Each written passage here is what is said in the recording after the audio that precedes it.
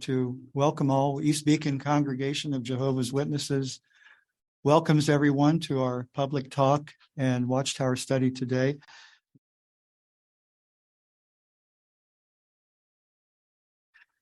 Today we have a local speaker, Brother Eric Munoz, who's going to give the talk, How Can You Survive the End of the World? But before we do that, Brother Munoz has chosen Song 150, Seek God for Your Deliverance, which we'd invite all to stand and we'll sing together, and then we'll introduce our speaker. So it's Song 150. Hi dear listeners. Did you know you can see the live version also? Check out the link below. So again, we want to give our attention now to Brother Munoz, and he's going to speak to us on the theme, How Can You Survive the End of the World?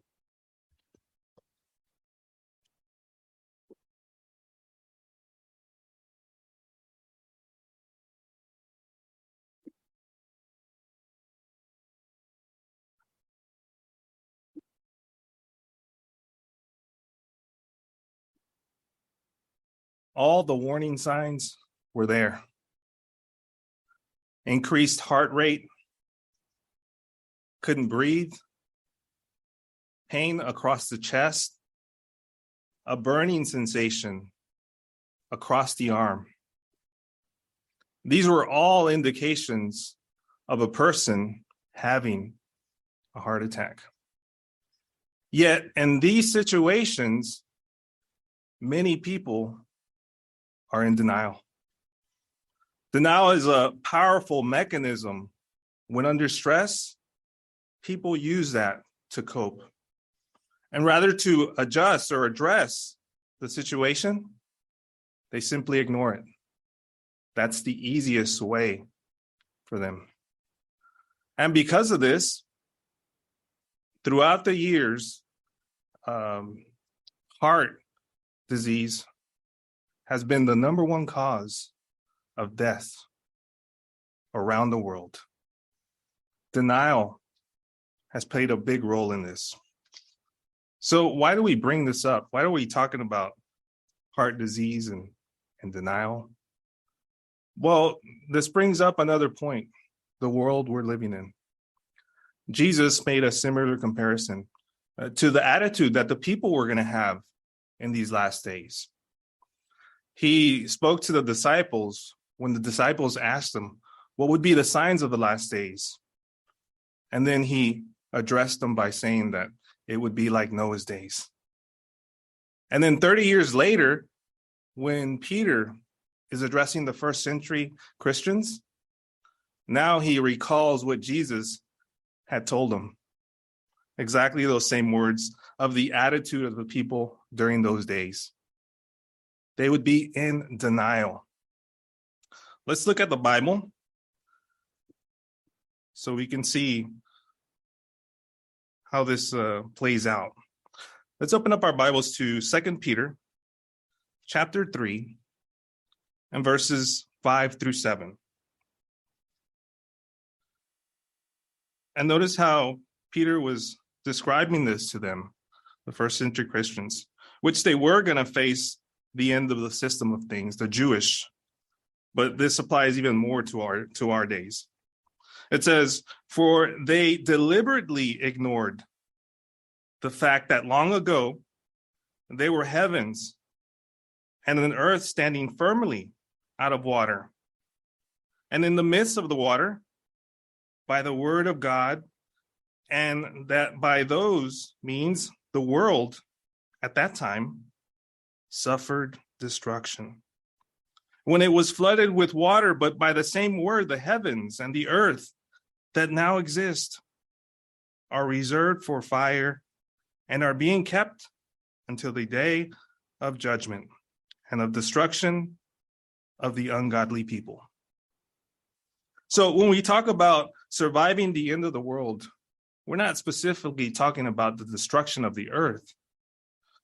Here it says clearly, people who deliberately ignore the signs that the world will come to an end, that Jehovah will bring a destruction, not to the earth, but we see in verse 7, it says, destruction of ungodly people, people who are defiant against Jehovah.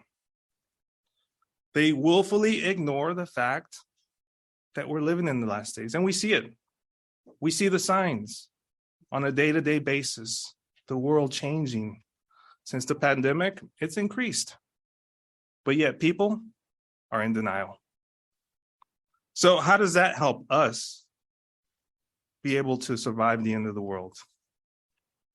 Well, we want to take time to kind of look at what's involved in surviving the end of the world. Now that we know that it's not a destruction of the earth entirely for itself, but of ungodly people, what can we do to survive?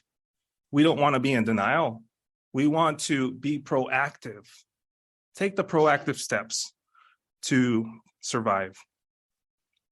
So during this talk, we're going to be seeing 3 ways in which Jehovah will protect and destroy the wicked ones, protect the righteous ones, but destroy the wicked ones. Then we'll focus on what we must do to survive. And finally, what's going to be the outcome of all of this? So to get started, let's talk about how God will destroy the wicked world. And to help us understand kind of what we need to do is we're going to briefly discuss a term called brand loyalty. Some of you may be familiar with this term. Brand loyalty is used in the consumer industry, in the retail industry.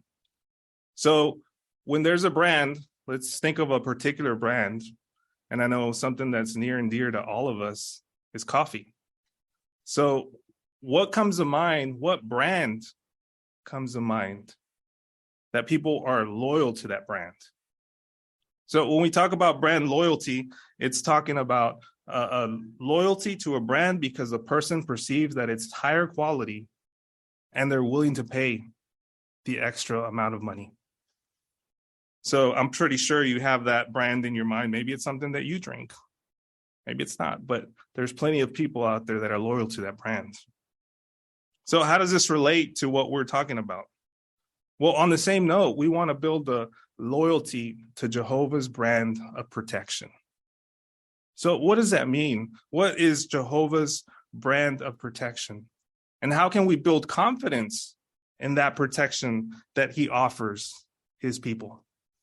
Because unfortunately, or fortunately, his protection cannot be bought like a product. We can earn it, and we'll learn how that can be done a little later on. So let's focus on the qualities that Jehovah has. The arsenal that he has at his disposition to annihilate completely this wicked world that we're living in. So to get started, let's open up our Bibles, if you can join me, at Ezekiel chapter 38 and verses 21 and 22. So here we're looking into the future, but we'll also look into the past to help build our confidence in Jehovah.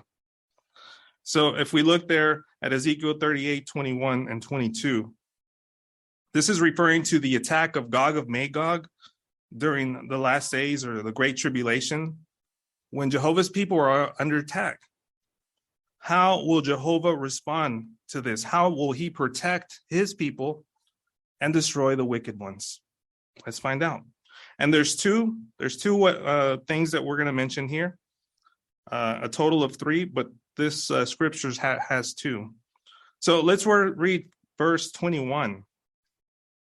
Verse 21 says, "And I will call a sword against him on all my mountains, declares the sovereign Lord Jehovah.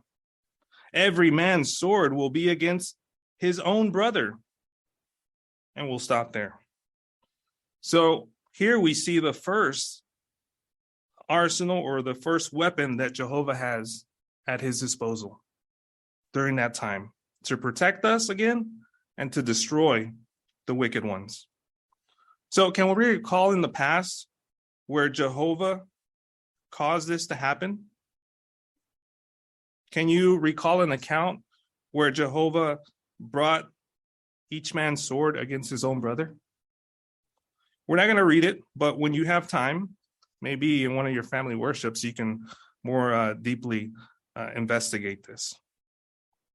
2 Chronicles, verse 20, or chapter 20, verses 22 through 24. It says there that they began to joyfully sing. Those were the instructions that Jehovah gave his people. When they were under attack, you're going to sing a song. How would we feel? We're under attack and under this powerful nation that's coming towards us. And now Jehovah gives us instructions to sing a song. What was the result of this? This completely confused Jehovah's enemies, and they were brought to destruction. So that's what Jehovah is referring to here. In the future, I will call a sword. In other words, I will call panic. I will cause panic, terror in my enemies to the degree where it will cause confusion and they will kill one another.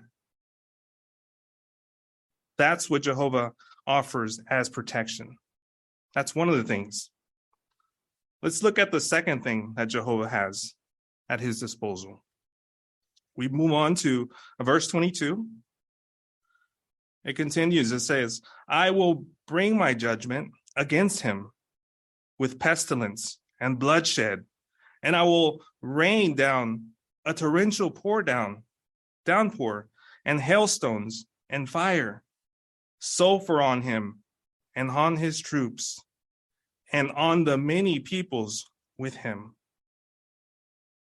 So we see the second thing that Jehovah has in his arsenal.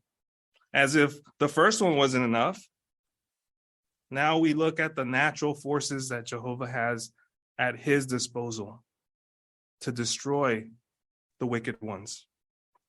So again, we want to go to the past. We know what's going to happen in the future, but we build our confidence looking into the past.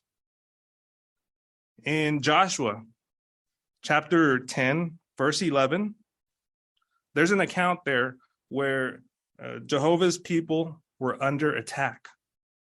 So what happened in that case? Jehovah hurled hailstones down onto his enemies.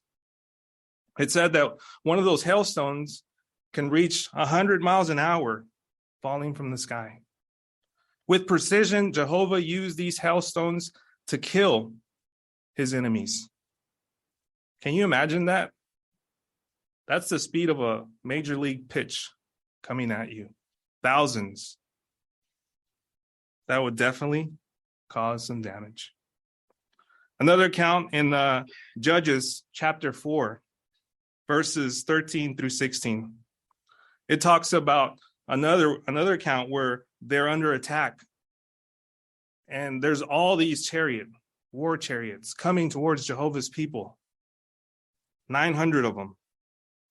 And what does Jehovah do? Torrential downpours.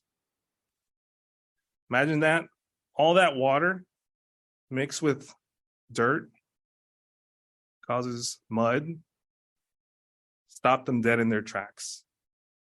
All of those war chariots were rendered useless.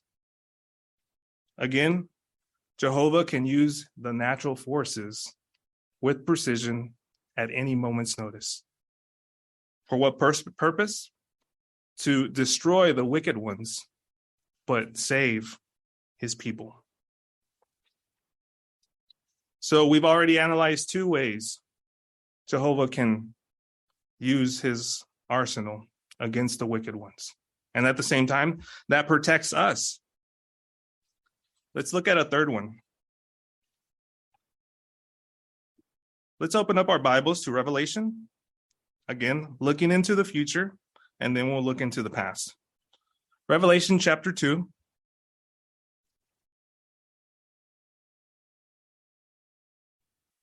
Verse 26 and 27. It says, and to the one who conquers and observes my deeds down to the end, I will give authority over the nations, and he will shepherd the people with an iron rod, so that they will be broken into pieces like clay vessels, just as I received from my Father. So here Jesus, he's letting us know what will happen. He's received this authority over the nations to rule over them or to bring destruction over them. But not only Jesus is involved. Now we see in verse 26, it says, one who conquers and observes my deeds down to the end. This is referring to the 144,000 anointed ones that will be with Jesus Christ during this time in the heavens to protect Jehovah's people. What does this all mean? We frequently talk about Jesus and the 144,000. But have you ever thought about the power that they have? Let's look into the account, 2 Kings. We're not going to read it, but we all know what's there. 2 Kings chapter 19, verse 35. One angel struck down how many? 185,000 in one night. Notice this reference in the Watchtower. 91, February 1st. It says, who was that angel? It may, therefore, be reasonable to conclude that the angel that destroyed Sennacherib's 185,000 warriors was none other than Michael, the archangel. So there's Jesus destroying 185,000 in one night, like that. Another reference, what does this result in, this power? It says, an atomic bomb can split, an atomic bomb in a split second can destroy upwards to 60,000 people and more. But once exploded, the energy in the bomb is completely expended, useless. But that's not the case with Jesus and his 144,000. Unlimited power that they have at their disposition. So let's just throw out a few numbers out there.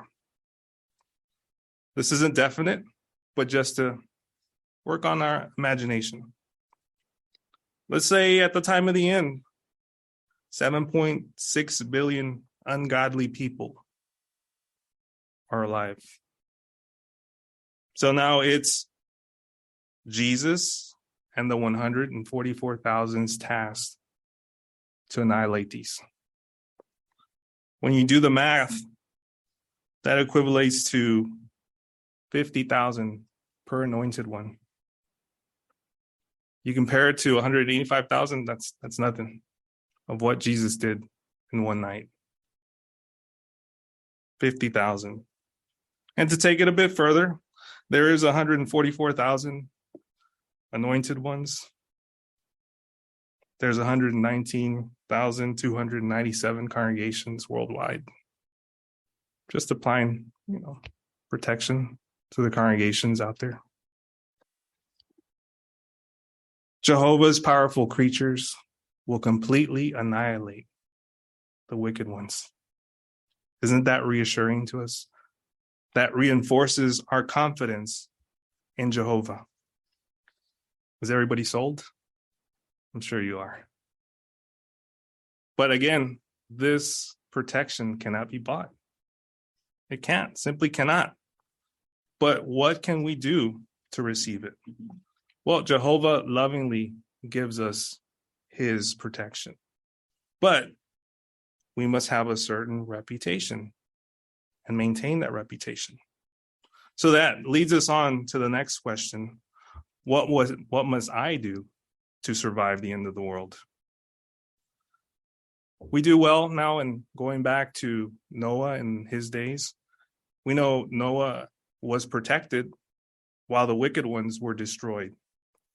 So what made Noah so special that he received Jehovah's protection? Well, let's look at the following image. We're going to get a little creative.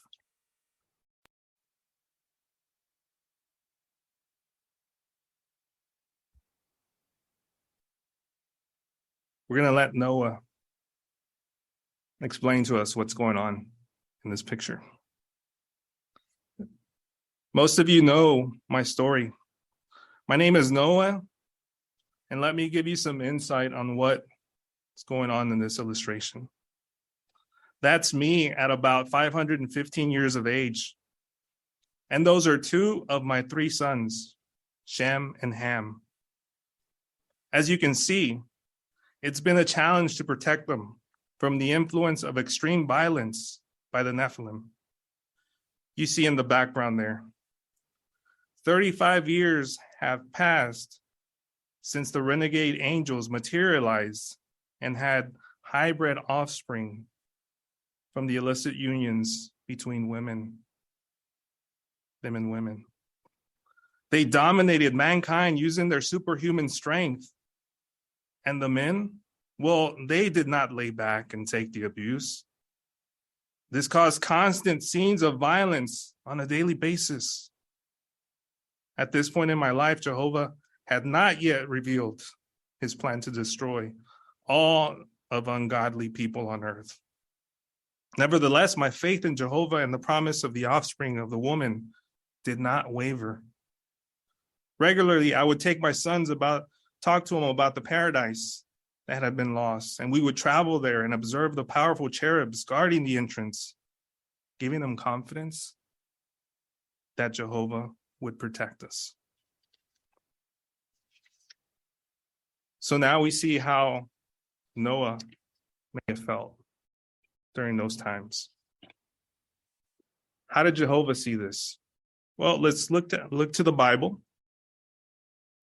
In Genesis chapter 6, verse 9. Genesis chapter 6, verse 9, it says, "This is a history of Noah. Noah was a righteous man. He proved himself faultless among his contemporaries. Noah walked with the true God." So why did Jehovah protect Noah in those days? Because he was a righteous man. I like the way True Worship, the book, defined what a righteous man was or is. Someone who acknowledges that Jehovah should set the standards of right and wrong, but he does more. He proves by his speech and actions that he agrees with those standards. And that's what Noah did, as we saw in the picture and his description of what he did during that time. It continues on and it says that he walked with the true God, giving us an insight that he had an intimate relationship with Jehovah. So what's the application for us? How can we use this information? Well, we too need to build a strong relationship with Jehovah. And we can only do this when we study the Bible on a daily basis. When we pray to Jehovah and we have that open communication with him. When we meditate about what he's done for us, just like Noah did. When we have family worship on a weekly basis and strengthen our faith. By doing these things, we are walking with Jehovah, having an intimate relationship with him. And Jehovah will see us as righteous people. Let's now look at something else Noah did. The second thing. And we'll use another illustration here. Back to our imagination. Let's look at the second one. Time has passed rapidly. Those are my now grown sons and married. 35 years have gone by since Jehovah spoke to me and revealed his plan to destroy the wicked humans by way of flood. My assignments to build an ark along with my family, exactly the specs to warn all of the imminent destruction. All of my efforts to instill love for Jehovah in my sons were not in vain. I vividly remember considering the dimensions and the capacity of the ark, and I quickly realized the response of the preaching work would be limited. Despite being ridiculed and being the laughingstock of our neighbors, I did not let this deter me from preaching to all. And just in a few years, our assignment would be complete. We would enter the ark, and Jehovah would shut the door. As matters turn out, not one person in this violent world responded. So again, we see a little insight on how Noah may have felt during those times and how he acted. So how did Jehovah see this? Let's open up our Bibles again. I invite you to Hebrews chapter 11. Chapter 11, verse 7. It says, by faith, Noah, after receiving divine warning of things not yet seen, showed godly fear and constructed an ark for the saving of his household. And through his faith, he condemned the world, and he became the heir of righteousness that results from faith. What did Noah do? After receiving this warning, he constructed the ark. He followed the instructions that Jehovah gave him, even though he wasn't sure of what was going to happen. Faith led him to do this. He exercised faith in Jehovah. So what's the application for us? Well, we too do well in exercising faith in Jehovah, in Jesus Christ. And Jesus Christ and Jehovah, hasn't asked us to build an ark. None of us have. But he has asked us to continue to build our new personality. Qualities that'll help us to protect us, to be a witness to the people in the territory, and to treat them with respect. We demonstrate this by our actions, by our daily living, that we're exercising faith. And when we receive instructions, we obey them, even though we may not be sure. All of us are wearing masks. Why are we doing it? Because we're obedient and we follow instructions, the direction that the governing body give us. So when we do these things, the result is, just like in Noah's case, Jehovah saw him as a righteous person, thereby receiving the protection that Jehovah had. So one final thing. Let's read 2 Peter. 2 Peter chapter 2, verse 5. And we've already touched on what Noah did. He gave us a description of what assignment he had. How does that apply to us? It says, and he did not refrain from punishing an ancient world, but kept Noah, a preacher of righteousness, safe with 7 others when he brought a flood upon a world of ungodly people. Noah was a preacher of righteousness.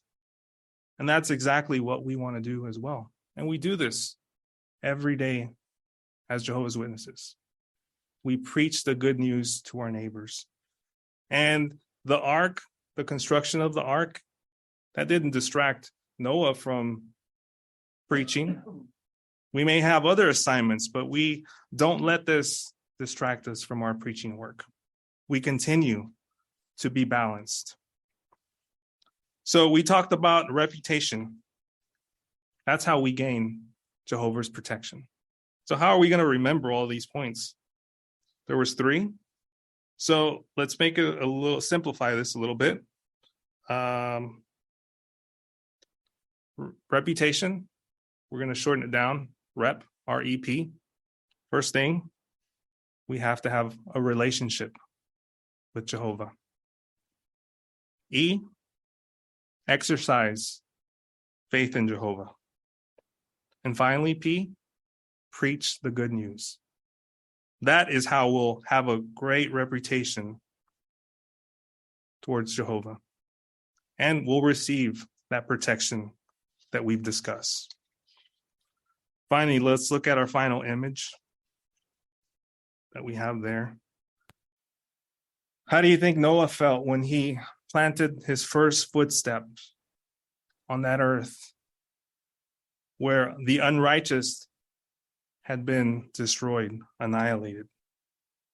No doubt he was joyful and he was happy. He was grateful that all the sacrifices that he made paid off to protect and to survive the end of that world. How are we going to feel during that time if we have a good reputation and Jehovah gives us his protection? If we continue to do this throughout these days, there's no doubt that Jehovah will protect us. And the question will no longer be, how can you survive the end of the world? But rather, when Noah turns to us and asks us, how did you survive the end of the world?